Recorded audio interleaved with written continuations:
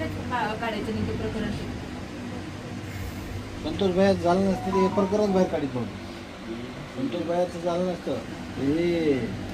आणि आमच्यात जर उठाव घेतला असता तर पुढचे 2 मर्डर होत नव्हते.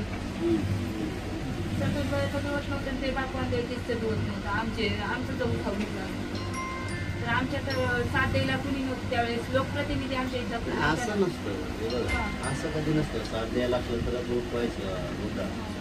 असं कधी नसतं. शेवटी माणूस नाही का, आपण म्हणतो आपल्या खेड्यात मध्ये साधं जरी मेला रोडला तरी 4 लोक त्याचा विचार करते, बाबा बाजूला घेते तर सांगते ह्या गाडीनं ठोकलं.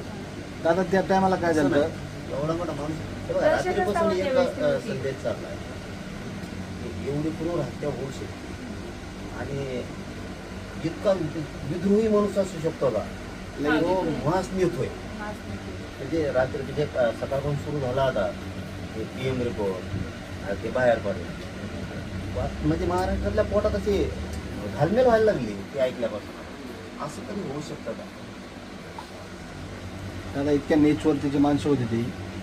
हो, मी काल पण सांगितलं आणि आज पण सांगितलं, होत असतं इतक्या क्रूरपणे आणि ते लई विद्रूपपणा झाला ते. दादा सफारी प्रत्येकाला स्कॉर्पिओ आणि 10 लाख रुपये कॅश. स्कॉर्पिओ आणि 10 लाख रुपये कॅश.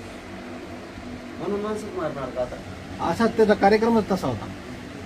आणि माणूस मारल्यावर आणून दाखवा मास मला माणसं आणून दाखवा की मारलाय म्हणून.